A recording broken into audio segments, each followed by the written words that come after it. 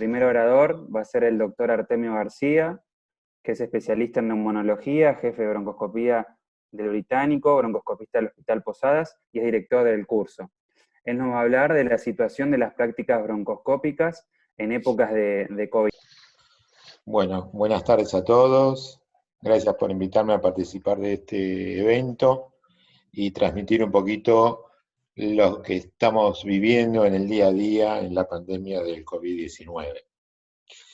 Voy a hacer una pequeña introducción y mostrar las dos situaciones en el ámbito público, como el Hospital Posadas, y compararlo con el ámbito privado como el hospital público, el Hospital Posadas, y el hospital privado como es el Hospital Británico.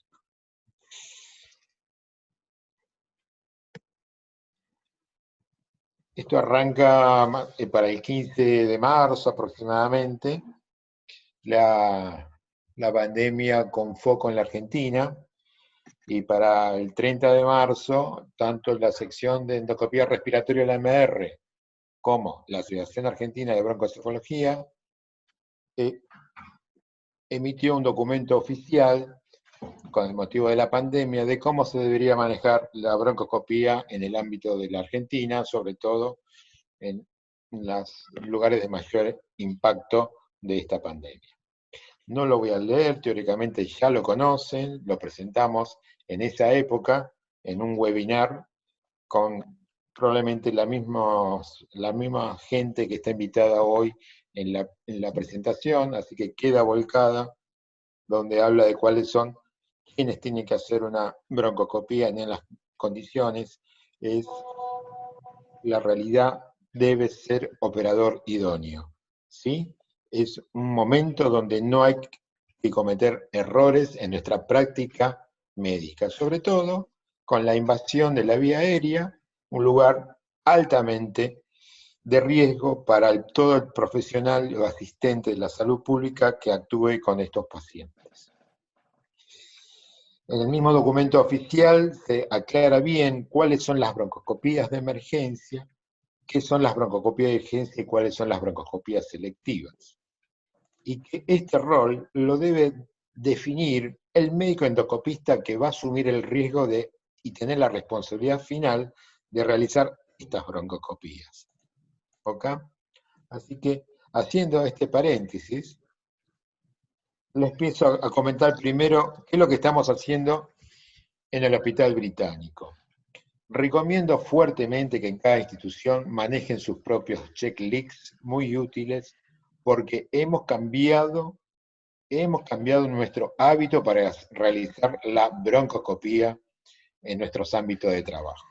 Y es muy importante que si no tienen una misma persona, llámese asistente de broncoscopía o una enfermera en su lugar de trabajo, que realiza esta actividad en forma silenciosa, sin que el operador se entere de que tiene todo ok funcionando en su sala de servicio, y tiene que trabajar en un ámbito privado como es el británico, donde el personal que tiene que hacer el chequeo rotan permanentemente porque no tienen un lugar fijo, un quirófano fijo, donde vos vas a trabajar siempre.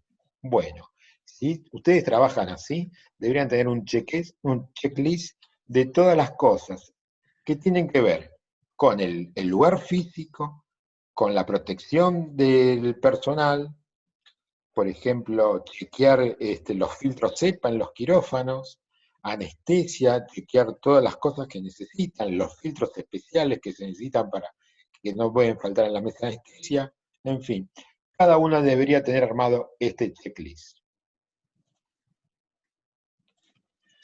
Y como vieron que con el tema de la pandemia han aparecido muchas situaciones y cosas innovadoras, como la caja para anestesiar, yo creo que cada profesional debe realizar su práctica de la forma que más segura se siente. Este es un modelo, es un par de fotos que les muestro, donde el anestesista va a intubar al paciente, ¿sí? Y fíjese el entorno, cómo está protegido el anestesista. A la izquierda van a ver un filtro EPA disponible para esa sala. Esta foto es para ver cómo está protegido el paciente, el operador. Fíjense que no tiene superficie de piel expuesta en la cara y en el cuello. Tiene unas antiparras, tiene el protector facial y esa escafandra, esa tela que recubre con material hemorrepelente la cara, debajo de eso tiene el barbijo N95. Y otra particularidad que cambiamos en nuestra práctica en los dos lugares de trabajo es que todo paciente que requiere una broncoscopía diagnóstica sea bajo anestesia general, sea intubado y las toma de muestra en apnea. Es decir, desconectamos al paciente y no usamos el adaptador para que uno, mientras realice un VAL o tome una biopsia, siga ventilando al paciente. Todo efecto para disminuir la aerosolización de las partículas del paciente que está en ese momento en la sala de quirófano. En el Hospital Británico, tomando la estadística solamente del 2020, se realizaron 115 estudios. Y acá en esta presentación, esta diapositiva, les muestro la cantidad de estudios que se hicieron por mes y a quienes se categorizaron los estudios de urgencia o no urgencia. Fíjense que antes de la era pre-COVID, que puse un corte para el 15 de marzo, hasta el 15 de marzo las urgencias solo eran el 30%. A partir del 15 de marzo era prácticamente todas el 96%. ¿Qué es una urgencia? Una broncoscopía que se piensa que hay que hacerla y se resuelve dentro de las 48 horas. Fíjense, promedio en enero, es un valor estándar del resto del año 2019, promedio 40 estudios al mes. En febrero es el mes más flojo del año que tenemos en las estadísticas, siempre cae, tiene que ver mucho con las vacaciones del personal médico y también de los pacientes. Y en marzo es donde hubo un declive en el número de los estudios. Para el 15 de marzo se decidió parar la pelota y ver cómo íbamos a manejar esta situación, a aprender a cómo vestirnos, cómo manejar el tema de la protección personal, trabajar en equipo. Aprendimos que hay que hacerlo en espejo, que nos da seguridad de que estamos bien protegidos. Fíjense que esa foto, que ya es conocida por todos, es una de las primeras fotos donde todavía en esa situación desprotegíamos en ese momento la piel del cuello y de la cara. Fíjense que las urgencias en abril, la cantidad de estudios coincide con el número de urgencia y la caída significativa de estudios en los 4 meses siguientes. Prácticamente, en esos 4 meses siguientes se hizo casi la misma cantidad que los 2 primeros meses. Ahora bien, si vemos un poquito qué fueron esas urgencias, fíjense que las patologías más dominantes fueron las estenosis de la vía aérea y el cáncer. En la época pre-COVID, o sea, enero, febrero y los primeros días de marzo, fueron el 54% de los motivos de las broncoscopías, mientras que a partir del 15 de marzo, las estenosis y el cáncer suben al 74%.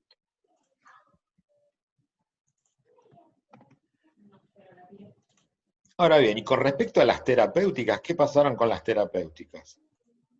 Lo que podemos decir es que más o menos se mantuvo en el ritmo, no cayó, aunque sí en el números absolutos, pero fíjense que en la época pre-COVID el 29% de todas las broncoscopías eran terapéuticas, mientras que en la época COVID se mantienen en un 30%.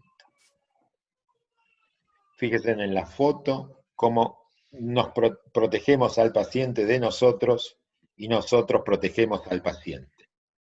¿Sí? Considero que es muy importante dentro de las normas que se instalaron, es el hisopado a todo paciente que ingresa a quirófano, al menos 48 horas antes de la broncoscopía, para manejar al paciente y sobre todo para que después no tengamos el motivo de que el paciente se pescó el COVID por hacerse una broncoscopía. Como les comenté en las diapositivas anteriores, las tomas de muestras, la inspección, en forma a través de la intubación y en momentos de apneas del paciente, ausencia de la ventilación. Otro detalle, fíjense, que el radioscopio para hacer las biopsias transbronquiales, también protegerlos como si fuese una cirugía, para el mejor limpieza de todo el equipamiento después de cada procedimiento. ¿Sí? Fíjense que tranquilamente se puede hacer la toma de biopsias bajo control radioscópico sin que el paciente entre en desaturación o algún problema hemodinámico. ¿Sí? Es factible, se pueden hacer, no hay durante el procedimiento cambios hemodinámicos que nos dé a pensar que no tengamos que tomar esta medida para seguridad de todo lo que están en la sala. Saltando a la vereda de enfrente, el hospital público, como el Hospital Posadas, en este mismo periodo de tiempo se realizaron 257 procedimientos, dentro de los cuales 56 fueron terapéuticos. Y se puede decir que durante el periodo de COVID, fíjense, el aumento no en abril, pero ya en mayo y en junio, el aumento significativo en comparación al número total de estudios. Que empezamos en enero, que hubo mucha actividad broncoscópica, sobre todo terapéutica, era solamente el 17%, contra mayo 34%, junio 30% y julio, al día viernes, 25%.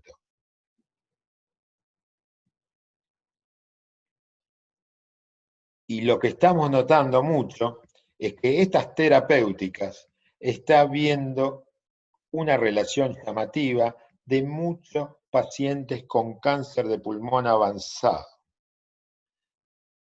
Fíjense, en enero no hubo casos de procedimientos terapéuticos en cáncer, en febrero tampoco, en marzo hubo un caso, en abril tampoco, pero en mayo hubo 4, junio 5, 3 hasta la semana pasada, y hay en carpeta ya 2 pacientes más para realizar no solamente una biopsia, sino desobstruir bronquiofuentes, ¿sí? O incluso tumores de invasión en la tráquea. Por otro lado, el tema de la colocación de stents se mantiene razonable a nuestra práctica habitual, ¿sí? Fíjense que en total de 56 procedimientos, solamente 25 colocación de stents.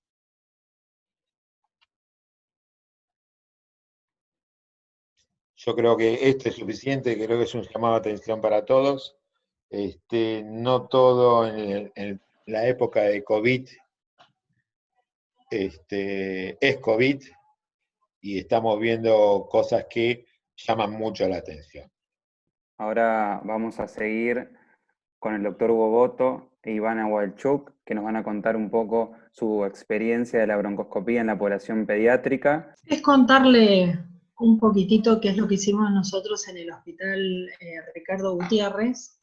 Nosotros tenemos un staff de médicos estables, porque nos cortaron a todos las vacaciones también, de 8 personas, son 7 médicos de guardia, y yo que soy la planta, también enfermería y una secretaria. Tenemos un enfermero, una secretaria. Cuando empezó marzo y ya empezaron a haber casos acá en Argentina, nosotros empezamos a pensar a ver qué era lo que podíamos llegar a hacer dentro del servicio, dentro del hospital, ya que la cantidad de médicos, de personal de salud, era la más contagiada en casi todo el mundo. Entonces, dentro de los interrogantes que nosotros tuvimos, es primero cómo iban a circular los pacientes, porque el paciente pediátrico, a diferencia del adulto, la circulación se entorpece mucho porque un niño tiene que ir acompañado de un adulto. Entonces, mínimo son 2 personas por paciente que van, y si son chicos más chicos o niños que traqueostomizados y ventilados, a veces movilizan hasta 6 personas. Entonces, una de las preguntas es cómo iba a circular la gente dentro del hospital, los pacientes, cómo iban a circular los pacientes dentro del servicio y qué íbamos a hacer con toda la fibroscopía, los recambios de cánulas que hacíamos habitualmente, cómo íbamos a hacer para circular en el quirófano central y qué íbamos a hacer con los becarios y los rotantes que nosotros tenemos en los distintos servicios y cuáles iban a ser los procedimientos que íbamos a realizar. Entonces, para hacerla más o menos corta, ustedes saben que el gobierno de la ciudad organizó las unidades UFU, cambió la circulación en todo el hospital, el ingreso de los pacientes solo por una calle, el ingreso por el personal por otra, y se organizaron estas unidades, las unidades febriles de urgencia, que están fuera de los hospitales cortando la calle, que ya la deben conocer todos, así que no hago mucho hincapié ahí. Y en el servicio, bueno, teníamos que usar bastante la imaginación, porque son servicios, son hospitales que son antiguos. Entonces dijimos, bueno, ¿qué hacemos con la circulación de las personas? Justo la secretaria es un grupo de riesgo, así que dejó de ir, uno de los enfermeros también, entonces hubo un reemplazo. A los becarios y los rotantes decidimos suspenderlos, porque venían de otros hospitales, hacían guardia en otros lugares, y bueno, decidimos suspenderlos porque también íbamos a suspender muchos de los procedimientos programados habituales que teníamos. Entonces, así como verán, acá en el servicio, esta es una vista de la entrada, lo que hicimos es cambiar la circulación, entonces habilitamos, hicimos los 2 consultorios que hay, los habilitamos de distinta manera, y el distanciamiento social por el cual estamos obligados. Nos vimos necesario nosotros de improvisar unos arcos, como se podía, conseguimos nylon, entonces dijimos, bueno, vamos a ir protegiéndonos de algunos pacientes que empezaron a aparecer, más allá de todas las medidas higiénicas que conocemos todos. Entonces, ¿qué hicimos con los pacientes ambulatorios? Nosotros tenemos una cantidad de pacientes de ambulatorio enorme, compartimos sala de espera con la unidad de cuidados respiratorios pediátricos, que es la unidad 3, el servicio respiratorio del Hospital Gutiérrez. Entonces, evitamos las consultas innecesarias, empezamos a llamar a los pacientes por teléfono. Nosotros ya desde fin de enero ya le veníamos avisando a todos los pacientes la problemática con el COVID, aunque nos veíamos un poco exagerados, pero ya lo empezamos a hacer. Y empezamos a hacer todo esto de las consultas a distancia, y más o menos hacer un triage telefónico. Los pacientes nuestros tienen el teléfono del servicio, que tiene un teléfono directo, eso facilitó también la circulación de los pacientes. Entonces, otra de las cosas que hicimos es, prontamente hicimos unas pautas, nosotros de manejo del servicio, y dijimos, bueno, ¿cuáles son los pacientes que vamos a hacer? Entonces dijimos, todo lo que es laringotraqueobroncoscopías de urgencia y las traqueostomías, y en todos los pacientes que fueran programados es previo hisopado COVID. Entonces nos quedaron todos los que eran los pacientes con laringes obstruidas, laringes congénitas como la laringomalacia, que siguen naciendo, los pacientes con estenosis laringia, todo lo que son el grupo de los cuerpos extraños y las traqueostomías. Todo lo podíamos manejar con hisopado, excepto los cuerpos extraños, que a medida que fue pasando el tiempo, tuvimos la suerte en el hospital de tener el servicio de virología con la doctora Mischenko, en donde entre 4 a 6 horas podemos tener el resultado. Entonces ahora las urgencias se están manejando previo hisopado, pero se deja la posibilidad a que el médico a cargo en el momento, como una decisión personalísima, decida o no hisopar al paciente o esperar el resultado del hisopado para hacer la urgencia. Eso lo dejamos a elección del médico tratante. Bueno, y entre las cosas que hicimos, ves, acá se ve el paciente, el paciente, un neonato, con la madre, un paciente obstruido. Nosotros usamos EPP3 para casi todos los pacientes, en quirófano también, así como mostraba Artemio, igual.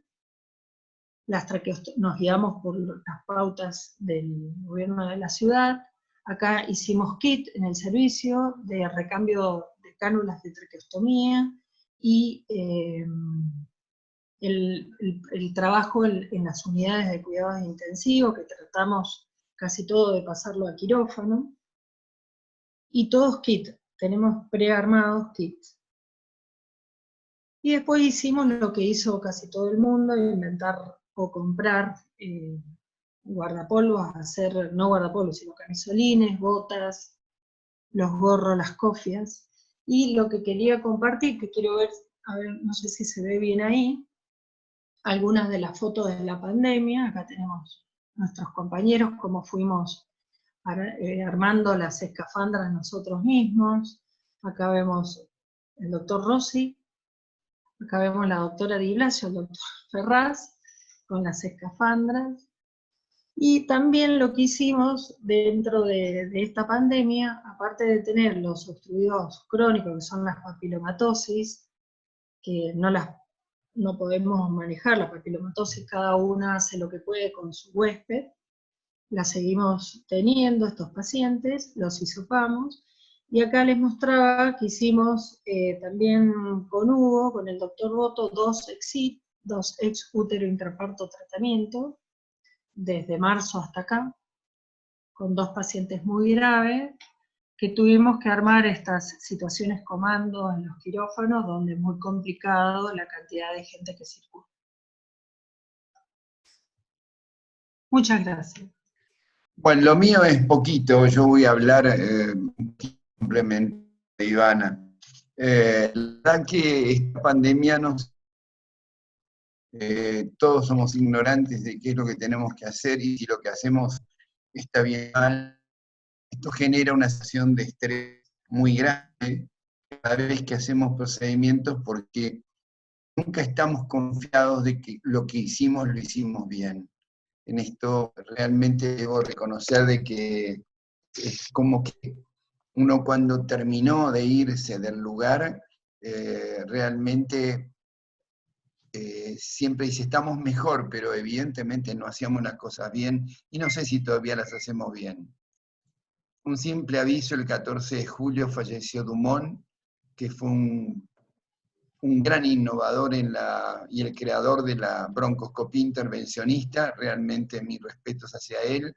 Realmente todos los que hacemos intervencionismo, pediatría por excelencia, y adultos, por supuesto, mereció respeto a este gran hombre que ha formado maestros de maestros. Yo estuve con Pablo Díaz Jiménez, que se formó con él, y realmente un encanto también de persona. Y yo creo que, bueno, hay que respetar o hacerle un pequeño homenaje, decir gracias por todo lo que has hecho.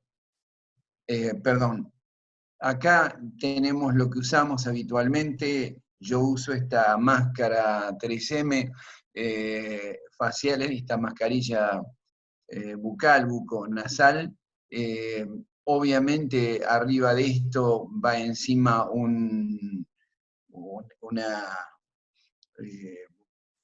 como es un barbijo quirúrgico. encima de eso van las antiparras y va algún tipo de máscara facial.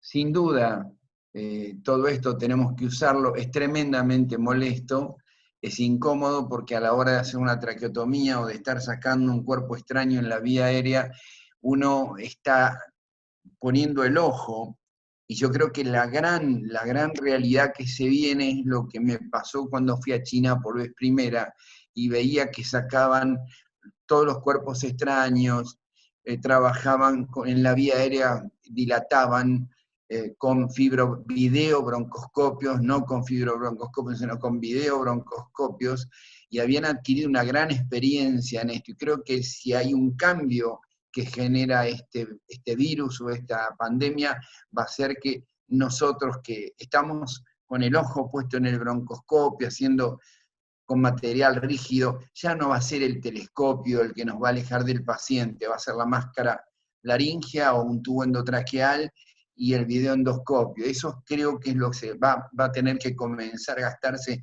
dinero en esto, tal cual mostraba Artemio, y yo creo que va a tener que ser para un tumor endobronquial, para disparar una prótesis, o sea, para trabajar en la vía aérea, algunas cosas, pero muchas más cosas vamos a tener que usar videoendoscopios de distintas medidas. Eso creo que es para alejarnos del paciente y al mismo tiempo también alejarnos de la enfermedad, ¿no? Porque estamos permanentemente en riesgo, permanentemente protegidos, sumamente incómodos, y a pesar de ser invierno transpiramos un montón. El quirófano, yo creo que siempre debe haber dos instrumentadoras, una circulando adentro y otra afuera. ¿Y por qué es importante la instrumentadora? Tiene un valor impresionante porque nos va recordando cómo irnos vistiendo de alguna manera. Y uno dirá, qué tontería, no. Y otra está afuera, en un ámbito totalmente contaminado, ofreciendo lo que cada uno necesita y siendo un poco la que está controlando a la que está adentro y a los médicos que estamos trabajando. Y esto es fundamental. Siempre hay que respetar las indicaciones de ella, porque también es tan complicado el vestirse como el desvestirse, ¿no? Es un gran momento donde nos podemos contagiar al no haber hecho las cosas como corresponden. El saber aprender a circular de una manera distinta por la sala, ¿no es cierto? Yo, por ejemplo, no voy a hablar con los padres a la habitación como lo hacía antes, le explicaba lo que iba a hacer o cómo estaba el nene y revisaba el paciente. Tiene un cuerpo extraño, que baje, va a quirófano, firma el consentimiento en el quirófano y entra en el quirófano sin dormirlo en la inducción anestésica, como se hacía antes, sino que se duerme adentro del quirófano y prácticamente el chico entra solo, o en algunas oportunidades, raras oportunidades, el padre o la madre, un solo progenitor solamente. Y por supuesto, todo el procedimiento con máxima protección. ¿Qué estudios realizamos? Por empezar, PCR siempre previo. Esto nos costó un trabajo enorme, tanto a nivel privado como a nivel estatal. A nivel privado, discusiones con infectólogos, porque la sensibilidad que no era el 100%, que esto que el otro, y entonces llegar a discutir con infectólogos, bueno, estamos todos bien, doctora, yo entro, usted me ayuda en este caso, y bueno, póngase conmigo con todo gusto. Y entonces mandarle papeles, bibliografías para tratar, aunque sea un comentario de vivencias personales, y así en todos los lugares, hasta tuve que mandar en una institución de renombre, bibliografía, porque la auditoría médica no tenía contemplado eso, Pleni. Por supuesto, no realizar estudios en la cama del paciente.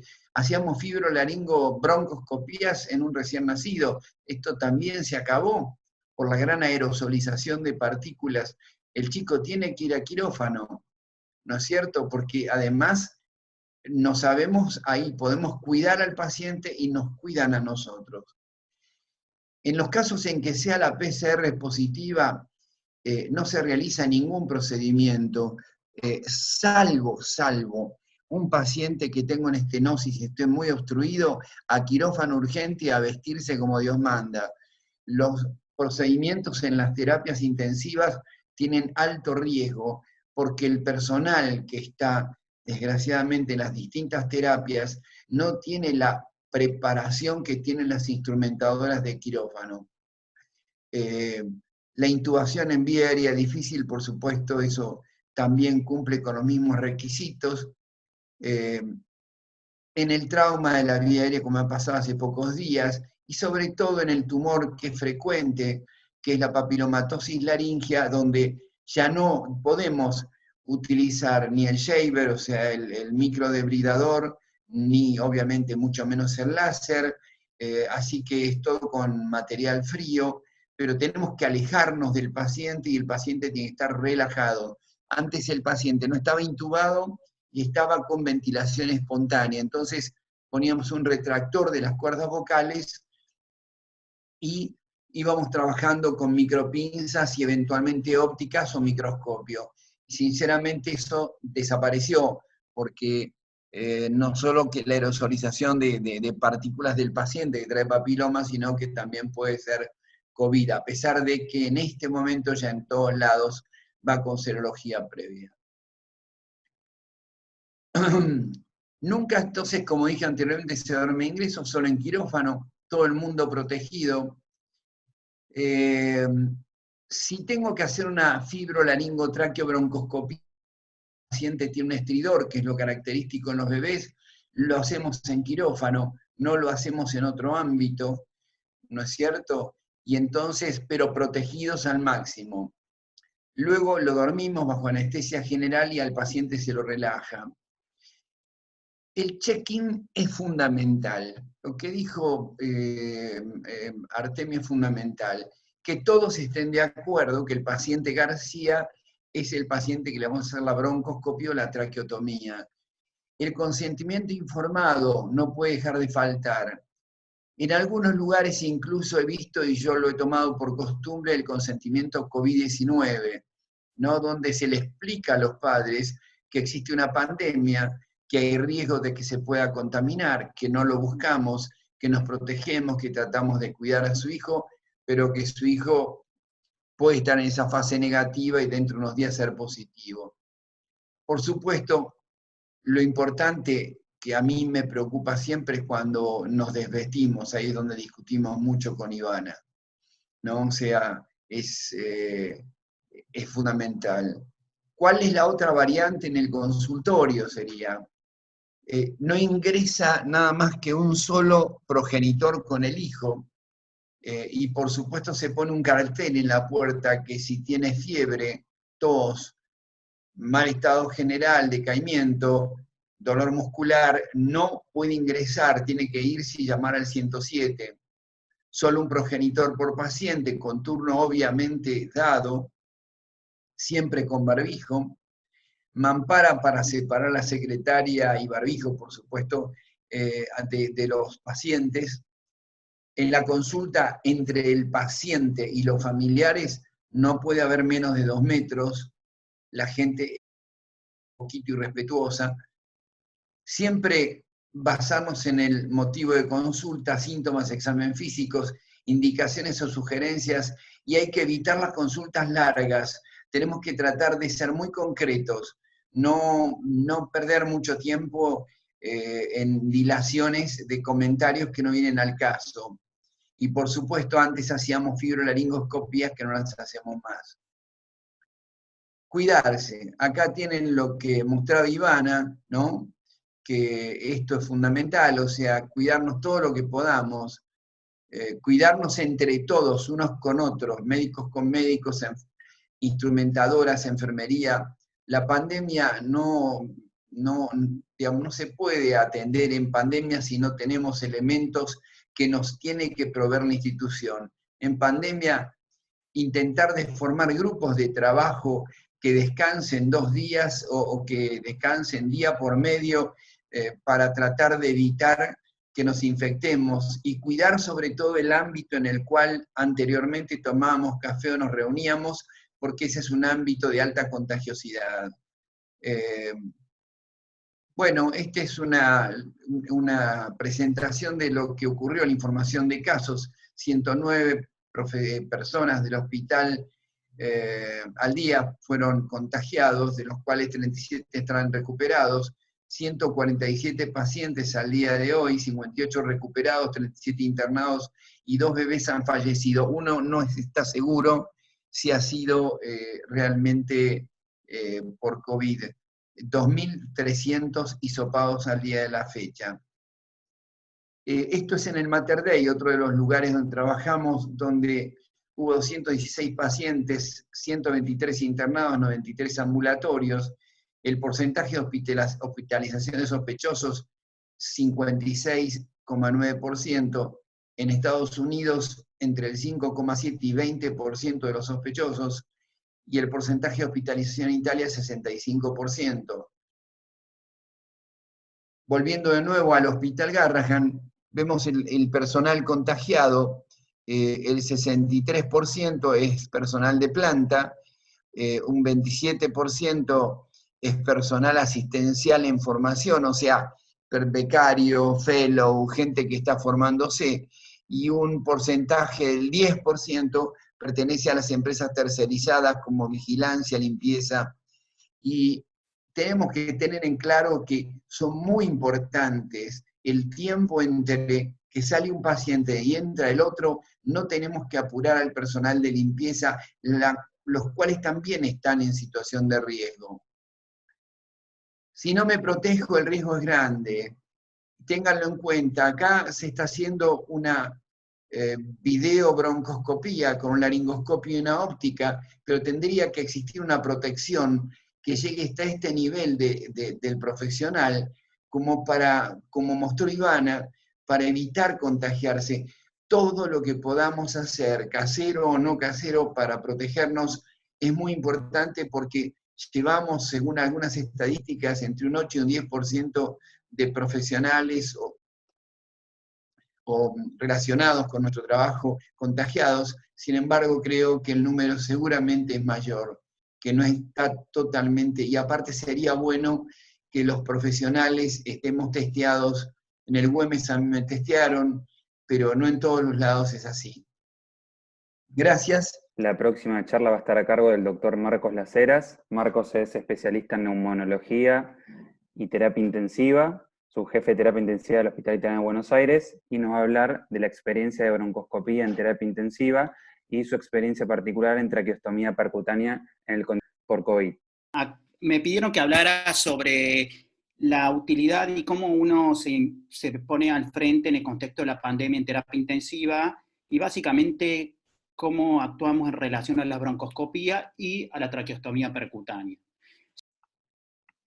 Bueno, lo que les venía mencionando, que nosotros del año 2019 al 2020 en terapia intensiva hicimos unas 356 broncoscopías, la mayoría de los pacientes, como verán, en ventilación mecánica, y cuando uno empieza a ver cuál es la patología, lo más frecuente que hacíamos de broncoscopía, fuimos mutando en el último tiempo y empezamos a tener en un primer lugar las traqueostomías percutáneas, en un segundo lugar la evaluación de la vía aérea, y empieza a desplazarse lo que es la broncoscopía para toma de muestra en un tercer lugar.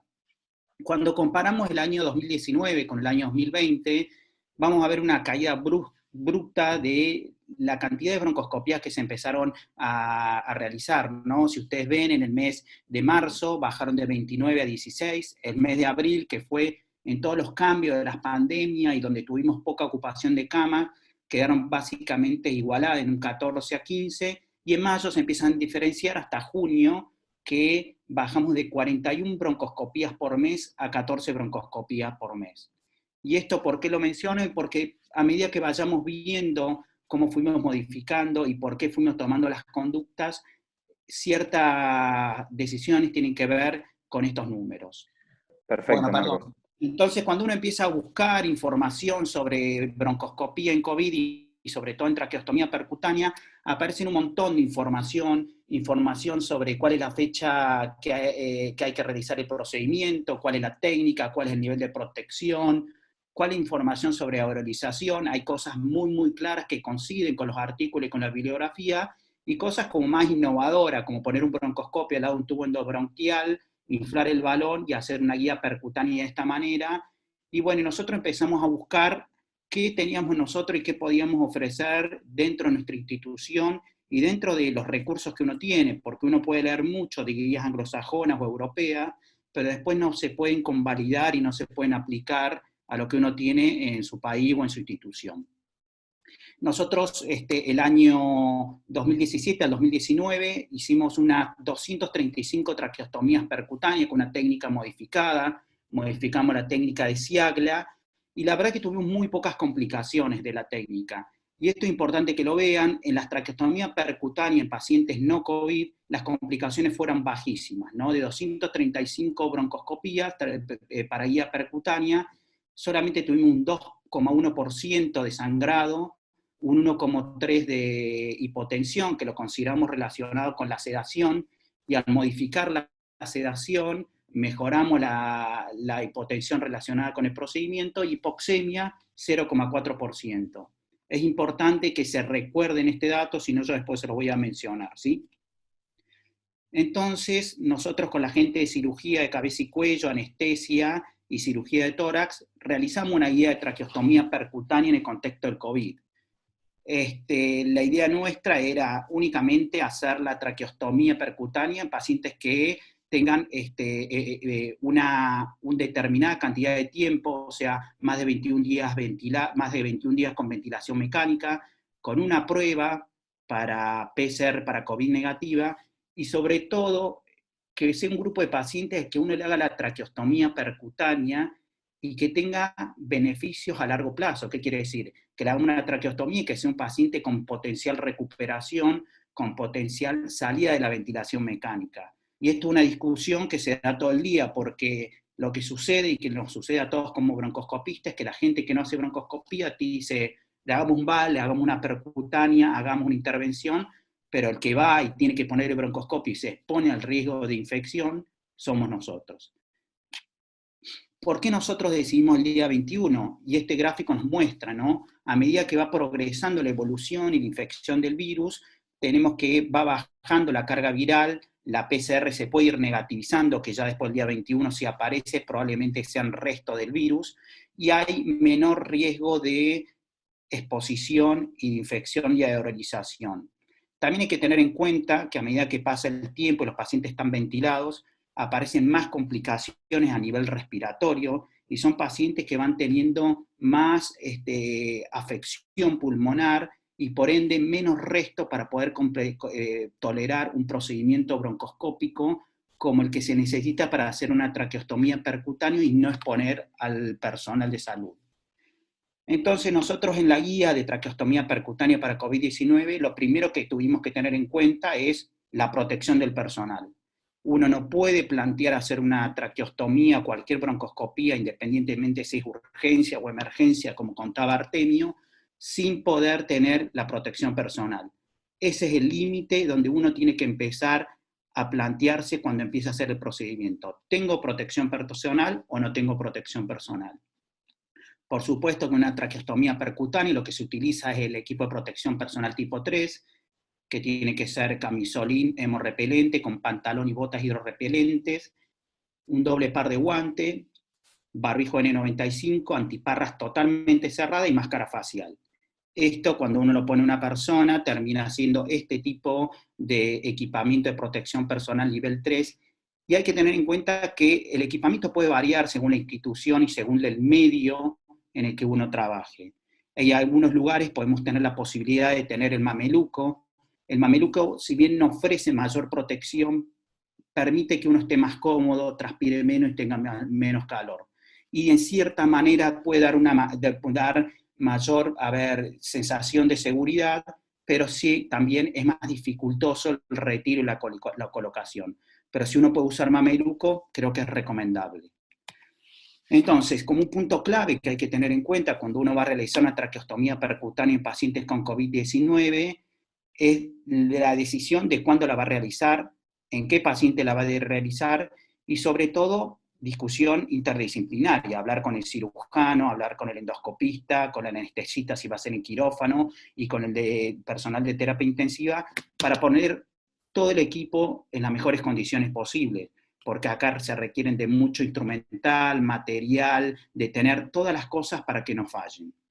Nosotros lo que definimos fueron varias fases, una primera fase, que es una fase en apnea, donde se pone directamente, el paciente tiene que estar sedado y obviamente con bloqueantes neuromusculares, el ventilador se pone en apnea, y en esta primera fase se hace exploración endoscópica de la vía aérea para aspirar la secreción y recolocación del tubo, y posteriormente se retira y se cierra el swivel o el conector por el tubo de Dumont por donde uno va a entrar con el endoscopio, y se hace nuevamente el ciclado del ventilador y se pasa con una segunda fase. Esta segunda fase es la fase más quirúrgica, que es la cervicotomía transversa del anillo de la horquilla esternal.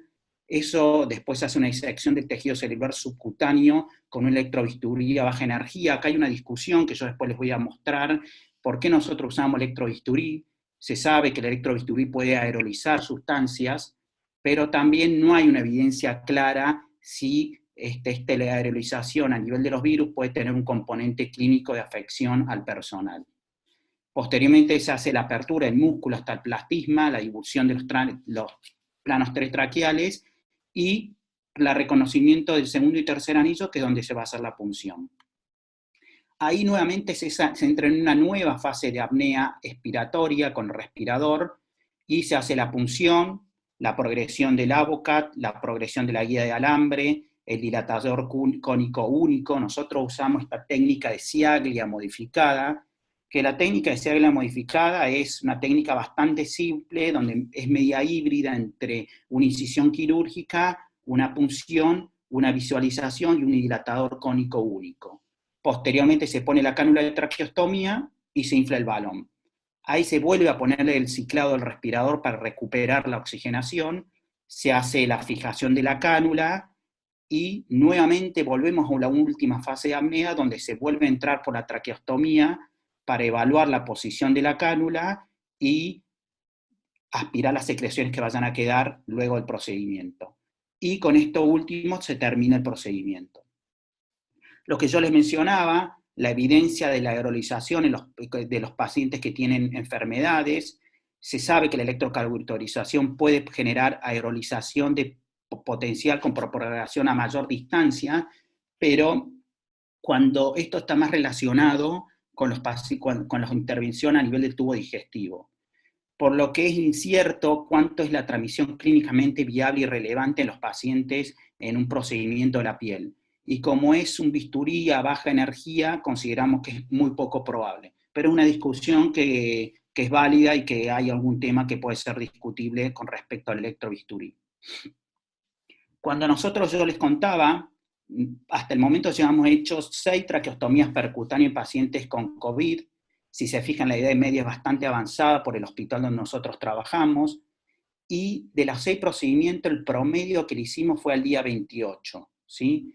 El procedimiento duró muy poco tiempo, 14 minutos, y cuando nosotros nos ponemos a ver el número de las complicaciones, en los pacientes no COVID, el sangrado tipo 1 nosotros es el que consideramos el sangrado que cede con la aspiración únicamente.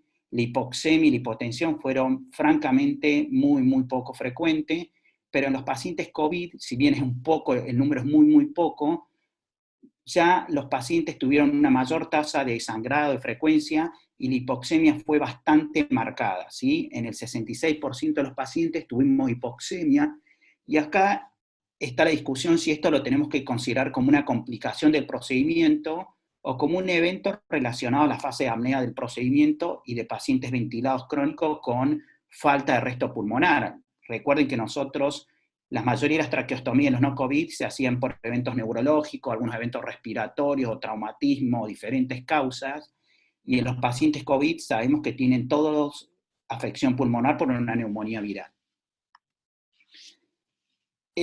Con respecto a las broncoscopías, creo que Artemio ya lo estuvo mencionando, yo no tengo mucho para discutir sobre este tema, pero nosotros consideramos en nuestro hospital que la broncoscopía tiene un rol muy, muy limitado en esta fase de pacientes con COVID. Y la verdad que salvo algún tipo de situación de urgencia o de emergencia, uno debería evitar realizar broncoscopías. Y bueno, y al pertenecer a la AVE, nosotros adoptamos directamente la guía de la AVE en relación a las broncoscopías. ¿Cuáles son las broncoscopías que uno debería hacer? Y bueno, tenemos broncoscopía de emergencia, como estenosis de la vía aérea, una obstrucción de la vía aérea central, hemoptisis invasiva, una migración de stem, o broncoscopías de urgencia, como una masa pulmonar, que el diagnóstico nos pueda ofrecer un tratamiento particular, la aspiración de un cuerpo extraño, infecciones en paciente inmunosuprimido, y, como veníamos mencionando, la traqueostomía percutánea. Por ende, nosotros sabemos que tenemos un poco resto para poder hacer broncoscopías. Y acá empieza a haber un problema. Yo al principio de la charla les contaba la cantidad de broncoscopías que hacíamos. Gran parte de las broncoscopías eran por traqueostomía, evaluación de la vía aérea, y después por toma de muestras respiratorias. ¿Y qué pasó? Se nos llenó de pacientes con COVID que tenían infección respiratoria, pacientes que pasaban a ventilación prolongada, y pacientes que entraron en una espiral de complicaciones, donde una de las complicaciones más frecuentes es la infección asociada a la ventilación mecánica. Y ahí entramos en este problema de cómo hacíamos para tomar muestras. Dijimos que no íbamos a tomar muestras respiratorias en pacientes con COVID, menos lavado bronquialveolar, por la exposición y la oralización de los pacientes, y definimos modificar una técnica de aspirado traqueal para este grupo de pacientes. Como verán, la técnica es bastante simple. Se usa un frasco de aspirado traqueal, se usa un sistema de aspiración traqueal cerrado, el TRACAIR, una T63 y un filtro de humidificación convencional. La idea es preparar todo esto en un área estéril, que se puede hacer o en la cama del paciente cuando lo tapamos como en el campo, o bien en una silla con esterilización, en una mesa con una esterilización adecuada. Y el proceso quedaría de esta manera, ¿no? El tubo endotraqueal, el filtro, el aspirador y el sistema aspirador de aspiración cerrado. La idea de esto, a ver si les puedo poner el video, acá están. Bueno, acá se sacan las tubuladoras que ingresan y salen del sistema de aspiración traqueal, se corta la T63, se une una T63 y la rama más larga al sistema de aspiración traqueal. Posteriormente se conecta el traquear, que es estéril y nuevo, y se coloca el filtro de humidificación. El procedimiento tiene que ser todo en apnea y tiene que ser con bloqueantes neuromusculares, porque a lo mejor lo ponemos en apnea y el paciente tose y ya aeroliza las sustancias. El paciente en apnea se le recambia el sistema de aspiración cerrada y se pone el filtro. Posteriormente se conecta en la aspiración central y luego se realiza la toma de muestra, ¿sí? La idea de este procedimiento es, cuando uno tiene que hacer broncoscopías, y que son broncoscopías para toma de muestra, el aspirado traqueal convencional expone mucho a las personas que están de cuidado de los pacientes por la aerolización. Y este puede ser un método que puede ser útil, que es con un sistema cerrado y que evitaría la aerolización. ¿Y esto es por qué? Porque lo que veníamos mencionando, que es muy poco probable que nosotros hagamos broncoscopía en este grupo de pacientes, y a lo mejor las muestras pueden darle cierta utilidad y beneficio. Cuando nosotros empezamos a hacer estas muestras, empezamos a registrar a ver qué nos aportaban. Hasta el momento ya hemos realizado 22 muestras respiratorias no broncoscópicas.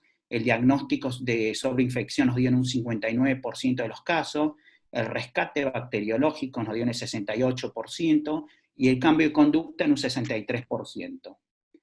Acá hay que tener en cuenta que no quiere decir que la sobreinfección del 60% tenía neumonía asociada a ventilación mecánica. La neumonía asociada a ventilación mecánica, el cultivo de gérmenes, es un elemento más dentro de la gran cantidad de elementos que uno tiene que tener, como los nuevos infiltrados, el requerimiento de más PIB, más FIO2, la fiebre, la leucocitosis, etc. Así que bueno, en estos 15 minutos les quería contar cuál es nuestra experiencia de traqueostomía percutánea en la área COVID y lo que hicimos nosotros y cómo modificamos la técnica, los resultados que son muy, muy escasos que tenemos y preliminares, la broncoscopía en terapia intensiva, que la verdad que ha quedado muy limitada, y que en cierto grupo de pacientes donde no podemos hacer broncoscopía, tenemos la opción de tomar muestras no broncoscópicas con un sistema cerrado que creemos que es bastante seguro. Así que bueno, muchas gracias por la oportunidad. Ahora vamos a pasar a la última presentación de la jornada. Va a hablar la doctora María Zapp, que es neumonóloga y broncoscopista del Hospital Muniz, que nos va a dar su broncoscopía de las broncoscopías rígidas en este contexto de la... Buenas noches a todos, los saludo a todos los que nos están escuchando y bueno, agradezco a los organizadores de este encuentro por la invitación. Muy bien, bueno, esta es una foto del querido Hospital Muniz al cual pertenezco. Y bueno, comentarles que la unidad de endoscopia peroral es una unidad que ya lleva más de 50 años de historia, pertenece y brinda servicio a la red de emergencias del SAME y contamos con una guardia activa de 24 horas en procedimientos broncoscópicos.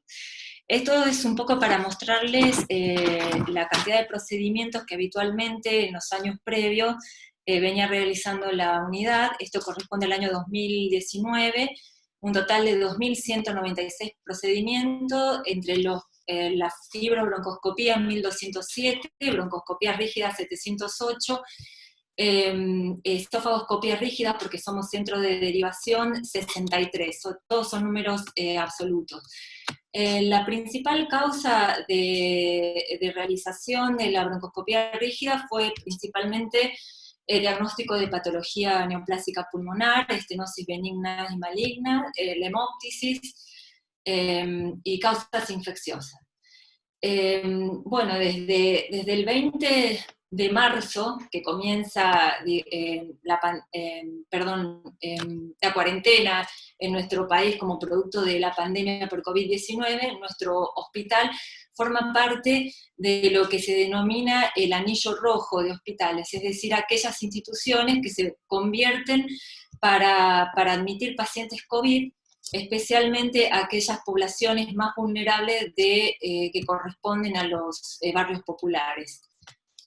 Este es un gráfico bastante sencillo, pero queríamos demostrar qué es lo que pasó con los procedimientos, tanto de fibrobroncoscopía como de broncoscopía rígida, desde el momento en que se reglamenta la cuarentena.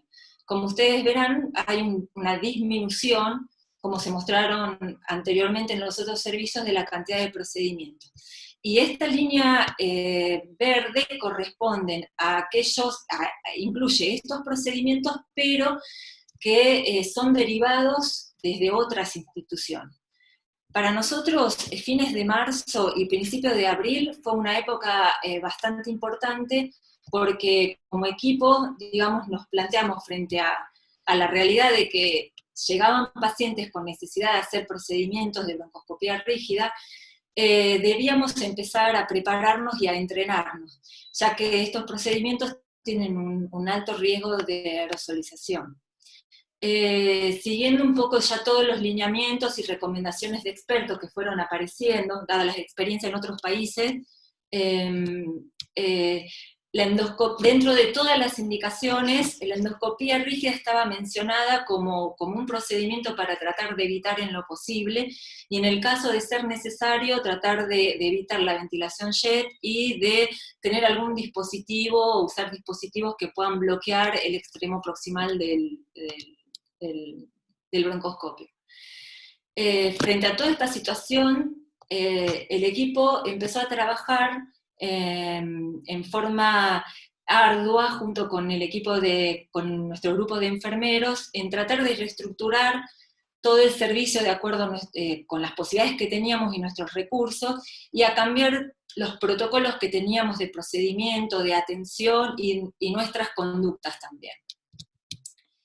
Y establecimos un triage, una indicación al paciente, o sea, un triage en relación a la urgencia, en que se pedían y el procedimiento debían realizárselo, teniendo prioridad desde ya aquellos que requieran, pacientes que requieran por riesgo de vida, y también realizarlos en cualquier otra situación, según el criterio médico, que pueda modificar un pronóstico en forma importante o un tratamiento.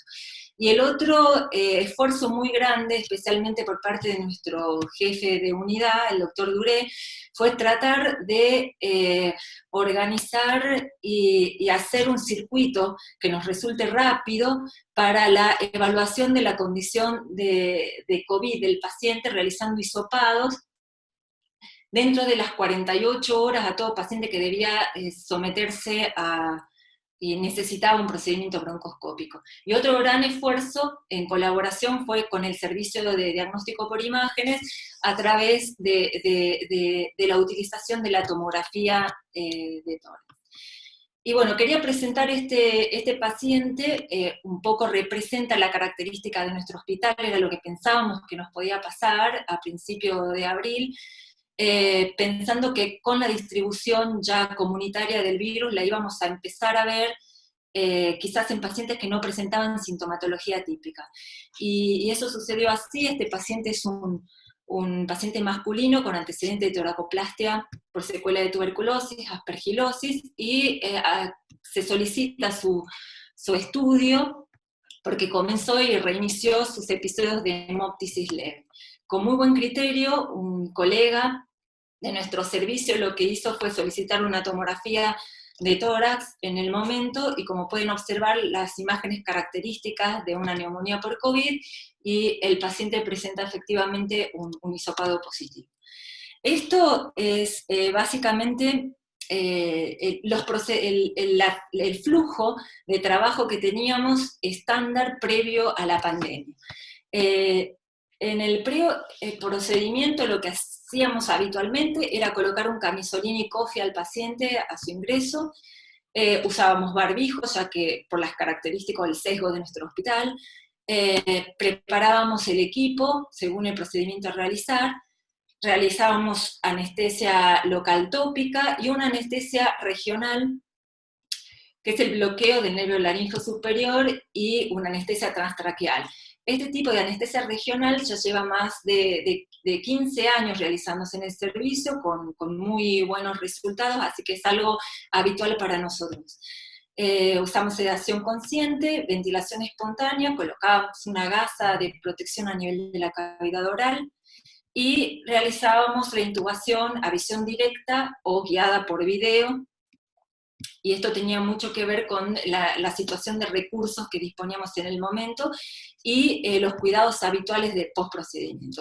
En situación de pandemia tuvimos que incorporar nuevas acciones a nuestro flujo de trabajo, y una de las principales fue el equipo de protección personal, como nombraron previamente, y acá claramente fue una tarea bastante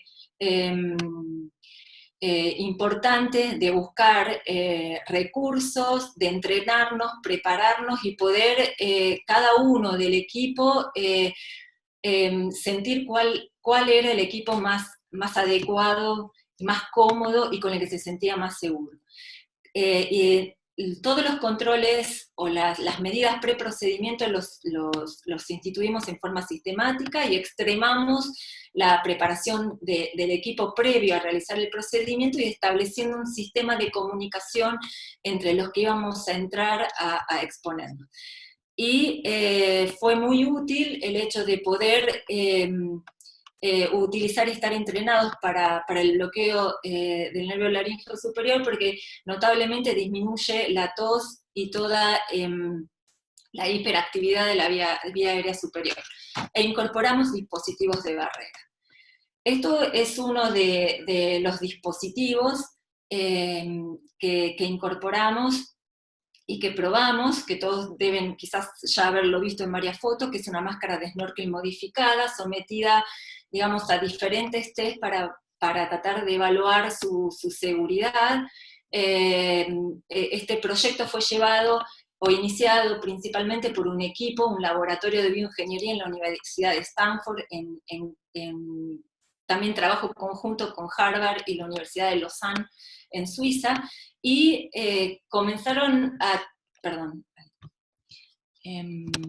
también a a ser, digamos, evaluado por otros equipos multidisciplinarios. En este caso, muestro un trabajo realizado por un equipo en Bélgica, donde comparó, digamos, la seguridad y efectividad con test, los mismos que se realizan para las máscaras 3M, y compararon este dispositivo de snorkel, que lleva un dispositivo conector impreso en 3D, y luego un filtro bacteriano y viral.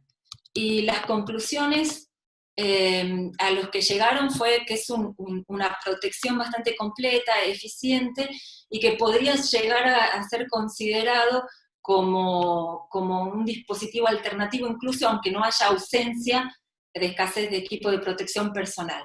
Sin embargo, vale la aclaración que no es todavía un dispositivo aprobado por la FDA.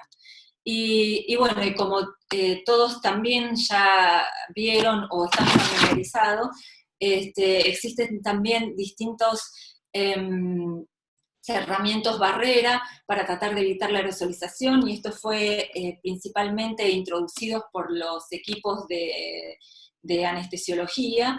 El primero desarrollado fue por un anestesista en Taiwán. También hay publicaciones que, si bien, y videos que se publicaron en New England, que no son estudios muy pragmáticos, pero nos dan una idea de cómo todos estos dispositivos pueden disminuir la distribución, la esparción de gotas o partículas de aerosolización. Esto incorporamos diferentes dispositivos, especialmente para broncoscopía flexible, en nuestra unidad, pero teníamos la dificultad para la broncoscopía rígida, que necesitábamos ciertos tipos de materiales con flexibilidad debido a la longitud y el instrumental que manejamos en el rígido. Acá hay algunos trabajos que encontramos en relación a los servicios de otorrinolaringología, que fueron los que por lo menos publicaron, algunos dispositivos en donde mezclaban estructuras rígidas con plástico, y esto nos pareció bastante útiles para poder utilizarlos en adultos. Por lo tanto, diseñamos una estructura, la adaptamos en realidad a una usada por anestesiología para el uso de broncoscopía rígida. La denominamos en nuestra jerga habitual la carpa endoscópica, y consta de este soporte, que es bastante liviano, con un cobertor, en este caso un plástico transparente. También nosotros hicimos nuestro pequeño video pragmático para tratar de mostrar cómo visualmente esto servía como una barrera. Y acá, a continuación, quería presentarles, para finalizar, algunos videos con 3 casos que realizamos en el servicio. Todos estos pacientes presentan hisopados negativos para COVID, pero empezamos a hacer todo un entrenamiento con todo el equipo de protección personal y a probar todos estos dispositivos, así vamos adquiriendo experiencia. Esta es una paciente, el primer caso, una paciente femenina, HIV positivo con 120 CD4, presentando un síndrome febril, pancitopenia y esplenomegalia, con presencia de adenomegalias a nivel mediastinal. El hisopado, la PCR para COVID negativa. Bien. Bueno, en este video ven cómo se posiciona la estructura, luego el plástico. Realizamos 2 cortes longitudinales a ambos lados para poder ingresar las manos del operador. En este momento estamos realizando el bloqueo del nervio laríngeo superior y la instilación de lidocaína intratraqueal. Colocamos todos los elementos que vamos a necesitar dentro de la carpa, realizamos el protocolo de sedación y procedemos. En este caso, queremos mostrar la realización de una intubación a visión directa, como lo hacíamos anteriormente, en este caso usando 2 dispositivos de protección, que sería el plástico de la carpa, el polietileno, y la máscara del operador. Esto dificulta un poco a través del video, pero ahí pudieron observar la glotis. Una vez realizada la intubación, recién ahí se procede a hacer una pequeña incisión a 5 centímetros del extremo proximal del tubo, por donde insertamos el video, que en este caso es un fibrobroncoscopio, ya que no contamos con ópticas en este momento en el hospital. Introducimos la aguja de Schepati, que es una aguja rígida de punción, también a través del dispositivo. Posicionamos la aguja para realizar la punción, en este caso es una punción en el ganglio R4, un paratraqueal inferior derecho. Se realiza la aspiración y los movimientos de corte, la inspección de la aguja para corroborar si no hemos realizado una punción vascular, y luego la procedemos a retirar, siempre bajo control con visión. Realizamos normalmente varias punciones en el mismo sitio. En líneas generales realizamos 3, y acá repetimos una punción, la imagen de una punción, pero en este caso en un ganglio subcarinal. Lo importante de la técnica utilizando este polietileno es que nos permite tener un vuelo en la cabecera del paciente para manejar el distinto instrumental para rígido, ya sean pinzas, o en este caso la aguja de Schepati. Luego realizamos la aspiración de la faringia y la extubación. El paciente puede recuperarse y podemos oxigenar incluso dentro del cobertor, tratando siempre el operador de no retirar sus brazos y ser un ayudante el que pueda pasar el instrumental o retirarlo por debajo del polietileno. El segundo caso corresponde a un paciente con un cáncer de tiroides no quirúrgico y con disnea de reposo. Observamos nuevamente la posición del paciente dentro de la carpa. Acá realizamos una inspección con broncoscopía flexible y realizamos solo una incisión para poder pasar el fibrobroncoscopio. Vemos el punto a nivel de la viera central con compresión e infiltración por la gran lesión. Procedemos a la intubación, en este caso con un broncoscopio Chevalier-Jackson, que se encuentra cabalgado en el traqueoscopio Dumont número 13, luego retiramos el Chevalier-Jackson y realizamos la inspección y la evaluación con fibrobroncoscopía.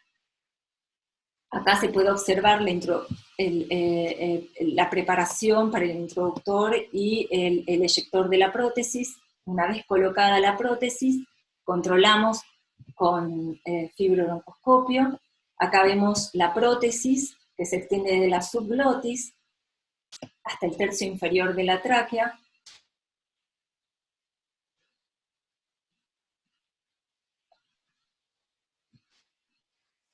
Y procedemos a prepararnos para la extubación. También todas las maniobras de aspiración pueden ser realizadas sin ningún problema y la recuperación del paciente. Y luego tenemos un protocolo de retiro muy suave con movimientos envolventes de este polietileno, el cual es descartado para evitar mayor aerosolización. Y por último, mostramos este paciente, un paciente con una gran masa a nivel iliar derecha, con compromiso de bronquio fuente derecho. Este paciente consulta por tos y disnea. Nuevamente tenemos un momento de preparación de la carpa. Fijamos solamente en los extremos laterales y mediales. Colocamos todos los dispositivos que vamos a necesitar dentro de la carpa y podemos hacer una incisión lateral para la persona que nos colabore. En este caso se realizó la intubación también directa. Podemos ver, el video no puede mostrar por un tema de brillos, pero realmente podemos corroborar que tenemos la misma visión que que sin el cobertor. En este caso vemos una formación endoluminal importante a nivel de broncofuente derecho, se realiza una intubación selectiva, se aproxima a la lesión y realizamos la resección por mecánica y extracción con pinza rígida force.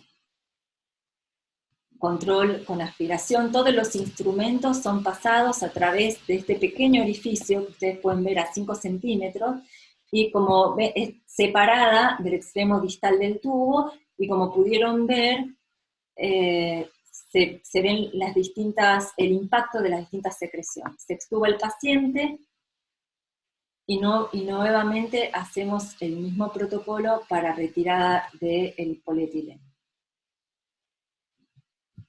Muy bien. Como conclusión, en realidad nosotros como equipo lo que hicimos fue establecer medidas de contingencia que contemplen la seguridad del paciente y la seguridad de todo el personal de salud que trabajamos en la unidad. Esto fue un trabajo de equipo, de mucho esfuerzo, dado que el hospital fue transformándose y reacomodándose día a día frente a los cambios que exigía la situación. Fuimos adaptando los recursos que teníamos, y lo más importante de toda esta experiencia es que pudimos hacer un entrenamiento a tiempo, muy precoz, y para adaptarnos a esta nueva forma de trabajo que pensamos nos sirve desde ya para enfrentar la pandemia y que quizás vamos a necesitar para lo que sería la pospandemia. Y bueno, un agradecimiento muy especial a nuestro equipo de profesionales de enfermería que trabajaron codo a codo con nosotros, y bueno, y estos somos nosotros, que nos cuesta reconocernos muchas veces, pero lo que sí reconocemos y lo que sí asumimos y establecimos como objetivo común es que tenemos que cuidarnos unos a otros, y así es como trabajamos día a día. Muchas gracias. Muchas gracias a todos los disertantes, la verdad que muy buenas las exposiciones. Todos también queríamos agradecer a Casará, que nos brindó la plataforma para que pudiéramos realizar la jornada. Queríamos cerrar con un cierre con el doctor Artemio García de la jornada. Bueno, chicos, la verdad que sí, me gustó la exposición de todos, la verdad que distintos puntos de vista de lo que está pasando con el COVID en la Argentina. Creo que esta situación nos hace pensar muy seriamente cómo va a ser la broncoscopía de aquí en adelante. Me parece que la videobroncoscopía llegó a establecerse en forma definitiva, que el fibrobroncoscopio, visión directa, va a quedar en el pasado como parte de la historia de la broncoscopía, así que tenemos que sentarnos a escribir las nuevas normas de la Argentina a partir del 2020, post pandemia, porque creo que en la próxima podemos ser nosotros la población de choque frente a una nueva pandemia, y no van a agarrar pata para arriba para hablar en un término bastante ameno en un grupo abierto. Así que les agradezco a todos por la participación. Creo que tenemos que seguir y explotando esta tecnología que nos brinda la Fundación Casará para seguir intercambiando ideas y aportando, y entre todos seguir creciendo en esta linda especialidad que nos tocó vivir. Así que desde ya, muchas gracias nuevamente a los organizadores por invitarme a estar en esta presentación, y un saludo muy afectuoso y cariñoso, y que a todos nos pasen cerca las balas y que podemos zafar de esta situación. Un cariño para todos.